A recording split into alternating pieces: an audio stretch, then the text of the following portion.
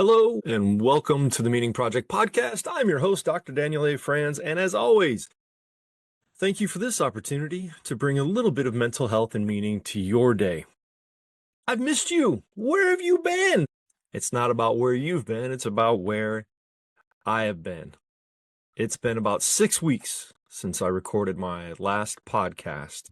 I've told this story a few times lately. I can't believe I haven't written about it or told it here. The day after I recorded the last podcast about doing difficult things, I was asked to do difficult things. I was not asked. I was told to do difficult things. That next day, it was a beautiful morning. It's about 6:30, 7 o'clock in the morning, and had a busy day ahead. Had some retreat planning with former guests of the podcast, Rob and Mike and Z. But before that, I wanted to get a bike ride in. And I had just come off a wonderful charity bike ride weekend where we did 75 miles as a team and then 50 miles the next day. So had done some distance riding. And I was preparing to do a team triathlon with my good friend and his son. I was just going to do the bike part, and it was short. It was only 12 miles. So I needed to get fast. And I was really excited to get out that morning to go practice being fast. The conditions were great. I knew a perfect stretch of road. Actually, that stretch of road is a competitive stretch around here. Any of you are familiar with the Strava app? It's a social app first it's a exercise monitoring kind of app, but there's a social component. And I didn't realize this until a few weeks ago. Like when you go and ride your bicycle or go for a run or a walk, it'll put you in competition with local people or your social network, your friends. And so at that time, I was 5th in the world, this little stretch of land. Now, in the world, for the 15 or 20 of us that have ridden that stretch of road in the past decade, I was 5th. But my nurse practitioner was 2nd. So again, that morning, a couple cups of coffee, the conditions were beautiful. I set out to set a new personal record. And I was out there with a head full of steam, had a beautiful tailwind, and I hit that patch it's been 6 weeks. It'll be 6 weeks tomorrow. And boy, I'm still not fully over it yet. But you'll understand why. Hit that 2 or 3 mile stretch of beautiful, freshly paved road where I was going to set that record. And I had been flying anyway. I was averaging, 24, 25 miles an hour, averaging, right? I was cranking. And I looked down, I got in a beautiful tuck position on my triathlon bike, head down, wind going over me. And I looked at my Garmin, and I'll never forget this number. It said 25.9. Now, I'll never forget that number because as I looked up from the Garmin, the next thing I saw was a Sasquatch. The nurse called it a chupacabra. It was a large, brown, furry thing right in front of my tire. Big enough for the bike to stop and me not to stop. If you've studied physics, you know about the laws of inertia. The furry thing, possibly a large groundhog, stopped my bike right at the front tire, and I kept going. Landing first on my head, then on my shoulder, then on my elbow, which is covered up right now, you can't see it, and then on my hip. And the impact on my hip was so violent that later that day, once we got to the hospital, we found out that I had fractured my pelvis. Now, laying there, groaning on the road, I did not realize that. All I knew is I couldn't move. I couldn't get up. I could barely roll over. And if I remember correctly, after landing on my head, shoulder, elbows, and hip, head, shoulder, knees, and toes, I couldn't get up. And I was laying in the middle of the road in a bit of a valley. I guess I had been going downhill. That's how I hit 25.9. All I could do was get my arm up, the good arm that wasn't all road rash, to wave and hope somebody stopped, because I really didn't want the accident to get any worse, but there was the potential for that. Eventually, a young Marine coming at me, stopped and got out and asked if he could help. Wanted to know if he could get me up. I said, no, let's not try that yet. But he did stop traffic, or at least slow it down. And fortunately, we could find my phone. It hadn't been destroyed by the impact. And we called, she's not going to like this, but we called my wife a couple times, but it was 7:30 in the morning. She was still asleep. She didn't answer. Fortunately, on the way out, I had driven by her uncle's house, and he was out walking to his barn to do some work, and I kind of waved at him, and he waved back. So he knew I was out on the bike. And fortunately, my goodness, I hadn't thought of this yet. Fortunately, he has migrated from the landline phone that he always used to a cell phone. He thinks he's pretty cool now.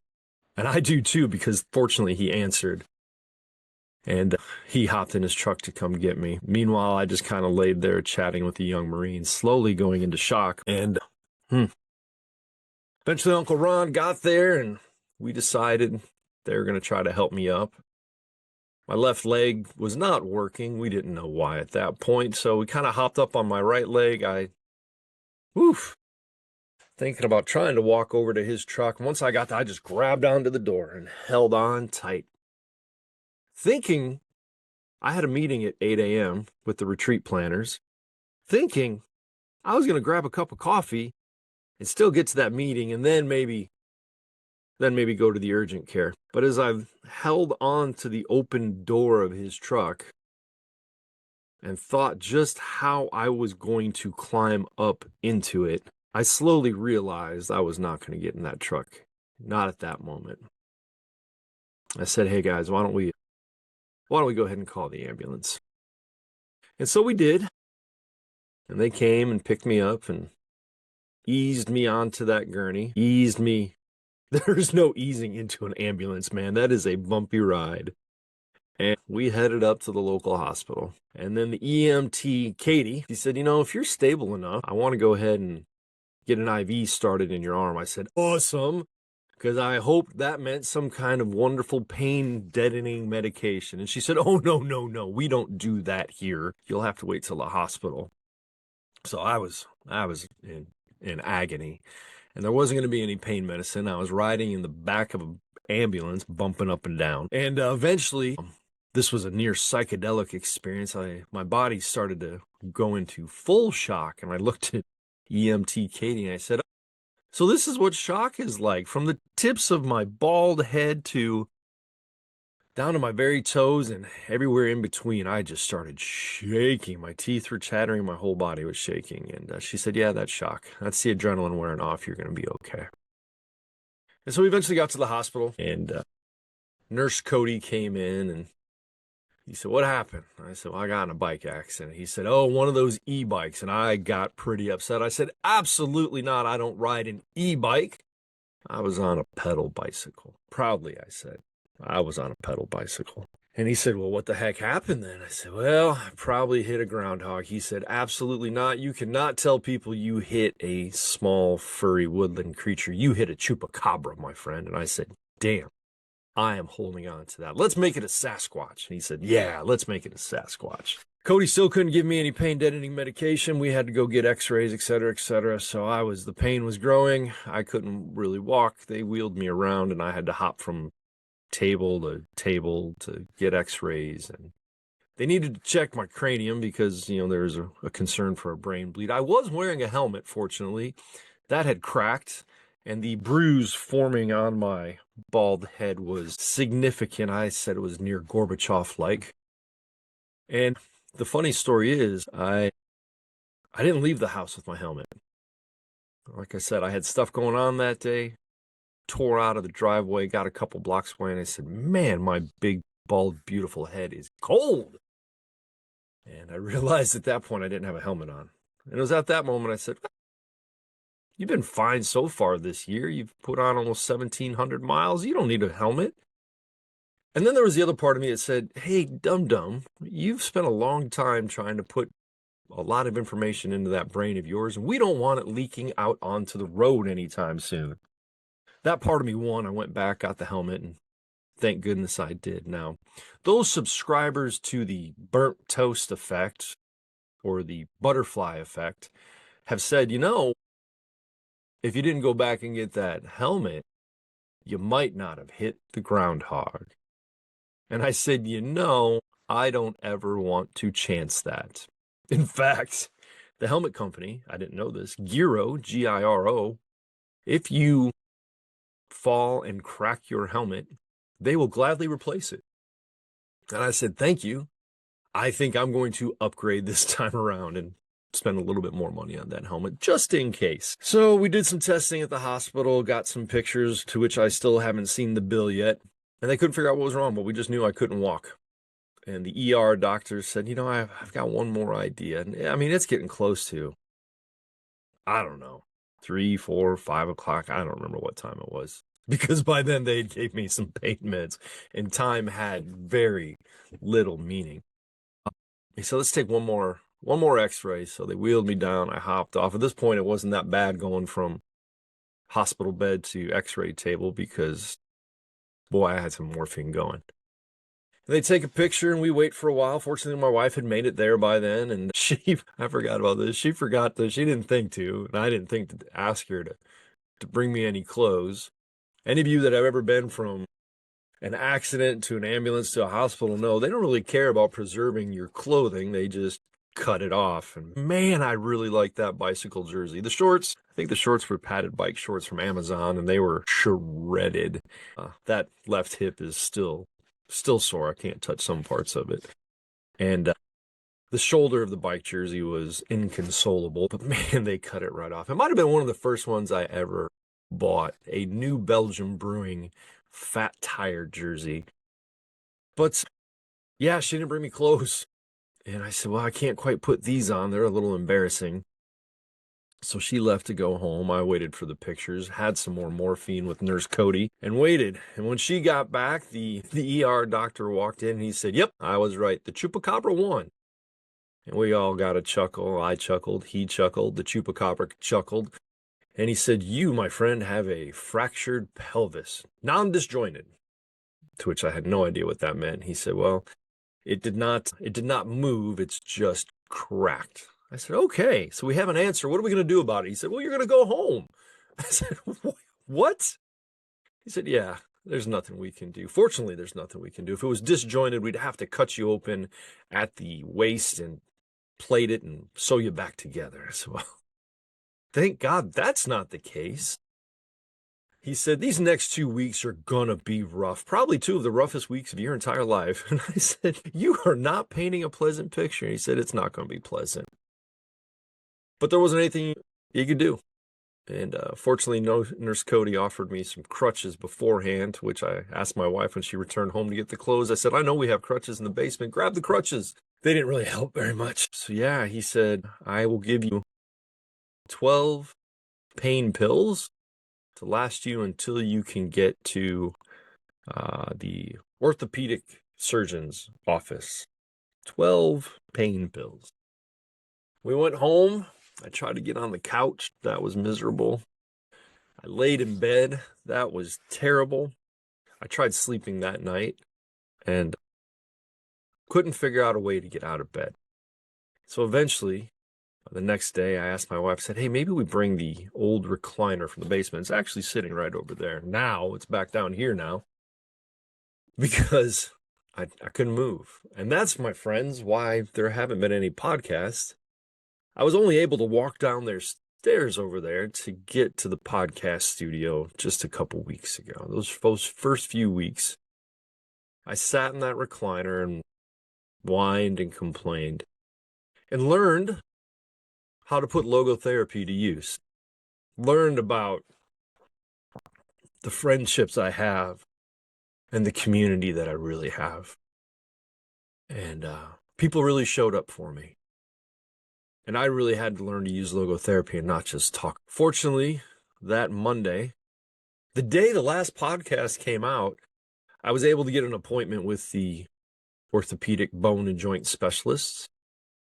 And we got on up there and we chatted and they talked. And the nurse practitioner said, okay, fractured pelvis, not much we can do. Let's get you into some PT, physical therapy, and see what happens. And I said, cool.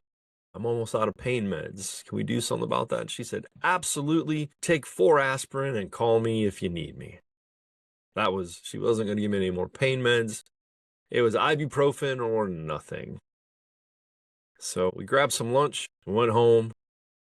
My good friend, who we refer to the running man sometimes, came up to help out for the day, made dinner for my wife and I, and we watched some soccer. And he went home that evening, and I set about the long path of recovering. It took about a week to get into physical therapy. I was still miserable. Couldn't walk. Couldn't get around. When I did walk, it was so excruciating and exhausting that my body would tell me it is time for a nap. And my mind would say, no, I have things to do. And my body would say, you're going to sleep now. And I went to sleep. There are many days that I thought I would get something done. And my body said, nope, it's time for a 3-hour nap. I am not a 3-hour napper. I was those weeks. I learned to use logotherapy. I couldn't get down the stairs. I couldn't record podcasts. So I wrote. If you've missed the podcast, the consistency of a weekly podcast, and you don't subscribe to the Dr. Dan Monday Morning Mental Health and Meaning Update, go do that. Because in the 6 weeks of recovering, and I'm still not recovered, I've been released from physical therapy. The bone and joint nurse practitioner said, you don't need to schedule an appointment. Call us if you need us, and don't do anything stupid. Now, folks, if you've been listening for a while, you know I have a great capacity for making poor choices and doing stupid things like riding a bike at 26 miles an hour into a groundhog. And I said, well, what does that mean? And she said, push yourself as far as you can until you feel like you can't, and then take a break and allow yourself to heal. And that's a lot of what I've been doing, pushing too far, too hard, and then being forced to sit and heal. Earlier this week, I don't know what day it was, did a lot of exercising, weightlifting, walking, weighted walking, etc. Went to work the next day for a busy clinical day, forgot my cane. That's right, I've graduated from crutches to a cane. Forgot my cane, and boy, was I in misery. But trying to go without the cane these days. Once I get going, once I get up from the chair and walk a little bit, things, I don't know, grease the wheels a bit, but they say it takes 6 to 8 weeks for a bone to heal. Longer for a pelvis because, well, it's kind of attached to everything and you need it all the time unless you're sitting. Those are the times where it's painless, is when I'm sitting, but it's not fun to be sitting. But going back to the podcast, it's not going to be regular for a while. It might not be regular anytime soon. We had some great guest lines up, and then when I couldn't get down to the basement, I told them, like, I don't know when it'll be time to record again. So we'll see. I'll continue to record when something cool comes up. But in the meantime, I guess maybe that's the other side of this podcast, is where I've been and where the Meaning Project and a New Direction Counseling and Dr. Dan is all going, because I've got a list here on the calendar of the stuff I'm working on. And it may not be a regular podcast, but there are some cool ways for us to keep working together. So let's talk about them. I've talked about the Meaning Project community. Now, I've made some decisions in these past six weeks. I don't know about you, but online communities just ain't my jam. I'm a member of some of them. I do some. I love my men's peer groups. We'll talk about that. But, I've recorded a couple dozen hours of logotherapy lectures and talks about personality in the Myers-Briggs and resilience and psychedelic assisted therapy. And I put it all together in the Meaning Project community. But the community part, it almost feels like pressure. So for now, it's a course. It's a course with comments. Alongside that, I have my men's meaning-based substance abuse course. I've been running that for a long time. I've digitized that. You can jump on either one of those and listen in a more, the podcast has been hit or miss. It's been topics. You never quite know until you read the title what we're going to be talking about. In the Meaning Project community, it's kind of cultivated. It's an architecture of topics, and you can pick and choose where you want to go. That's available at the Meaning Project, meaningprojectcommunity.com. Go check it out. It's got a pretty cool, what do they call that, landing page that we put together a while ago. So that's the Meaning Project community. Cardion. The Cardion app has been amazing. We have found ways in the past 3 months to do work that we had ticketed to complete 3 years from now. I am so proud of that app. and it continues to grow. We're partnering with organizations like the Battle Forge Foundation to help veterans. We're offering a Cardion to different companies and corporations to take their employees. And here in the next week or two, you will be able to download the app from your app store, whether it's Android or iOS, and get your own subscription. Of course, there's always a free trial period that you can take a look at. But if you find it helpful, keep using it. And since you know me, feel free to email me and let me know what you think of it. Ask for more. We have so many directions we can go with the Cardion app. Your feedback would be appreciated. So that's Cardion, Cardeon, Card, Eon. The other thing I'm really proud of these days, I just ran another men's peer group experience, MPGX as we call it. Another opportunity to work with my good friend, Dr. B, Baruch Halevi. Now, we've been a part of a peer group together for about 2 years now, and it's intense. It is a 4-hour meeting every month with the group we've put together and have kept together for these past 2 years. You can imagine how helpful I find that. Being a therapist, it's been hard to find a therapist sometimes, but I have a group of men that know me well, know me in my vulnerability, and hold me accountable in that vulnerability, much like my good friends do. The difference there is we use a structured 4-hour meeting once a month, virtually. There are groups in Denver and groups forming on the East Coast and other places.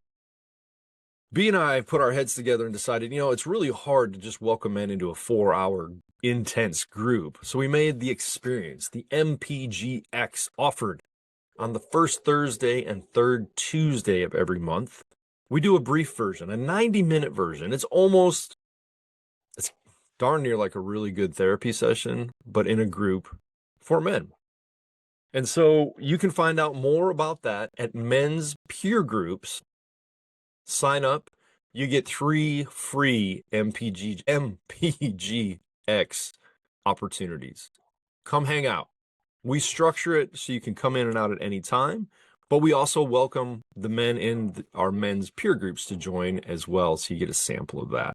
The Meaning Project community, MPG and MPGX, the Cardion app. Those are things I've been working on for a while and have come to fruition. And I hope you'll take a look at as I continue to work on those. In this liminal space, in these past 6 weeks of no physical activity, and in the future, I don't even want to hypothesize how long it'll be. In the next few weeks or months of no physical activity, like I said, I had to live logotherapy. I couldn't sit and complain and be grumpy too much, although I'm sure I wore my wife out with it. My next book's ready. It's in the hands of publishers right now. The Meaning Map, a 12-week guide to a more meaningful and purposeful life, should be out soon.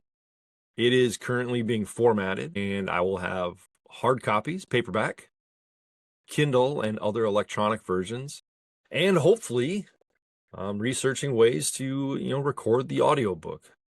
The Meaning Map will be available soon. And I think that will, short of having any guests, that'll probably be the next podcast. So you'll know when that comes out. With the Meaning Map comes the meaning deficit, because that's kind of the reason I wrote the Meaning Map, is because we live in this existential vacuum of a meaning deficit. And that will be the speech I put together to start kind of getting on the speaking circuit and touring.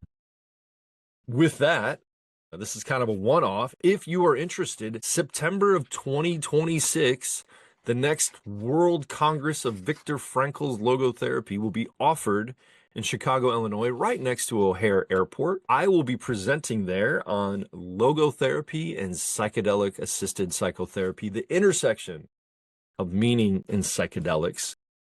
You can look at, let's see, where are we? The Viktor Frankl Institute of Logotherapy. Click on the World Congress, and there we are. You can sign up, come hang out, and meet a whole bunch of logotherapists from around the world. We will have a keynote from Alex Vesely, Viktor Frankl's grandson. I believe that will be virtual, though.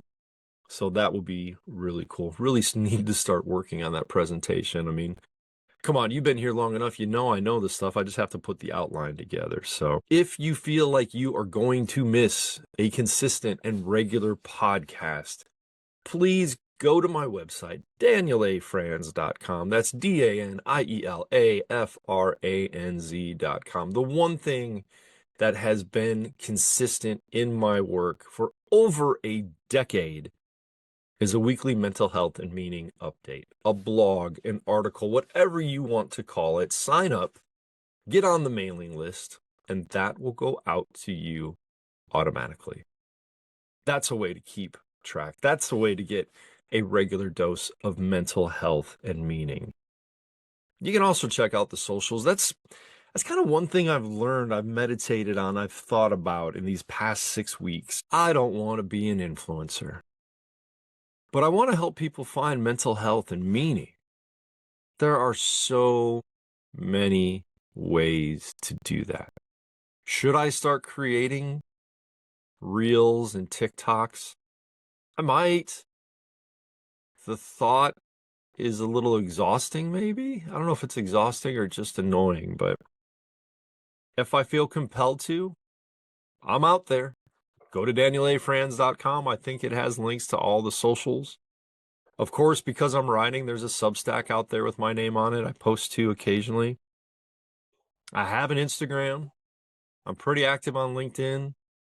Dr. Daniel A. Franz has a Facebook page. If you're going to miss a regular weekly podcast, go check those things out.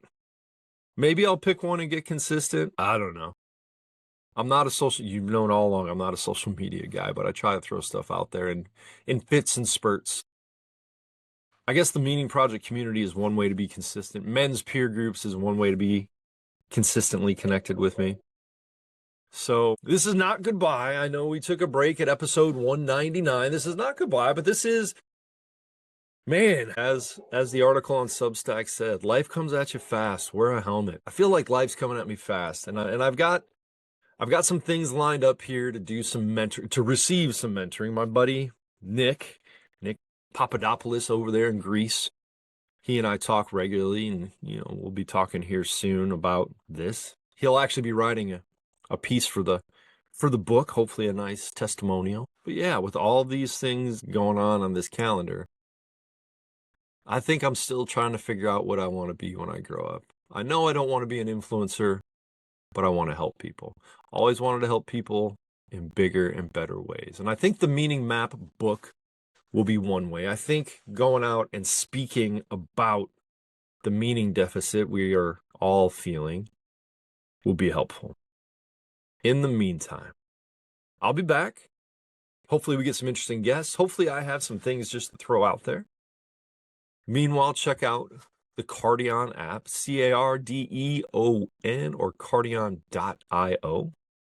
Come see me in men's peer groups, menspeergroups.com. Join us in the Meaning Project community, themeaningprojectcommunity.com. Go find all those other places I'm present. Just go check out danielafranz.com. DANIELAFRANZ.com. And when it comes out, check out the Meaning Map book. As always, thank you. Thank you for this opportunity to bring a little bit of mental health and meaning to your day. Take care.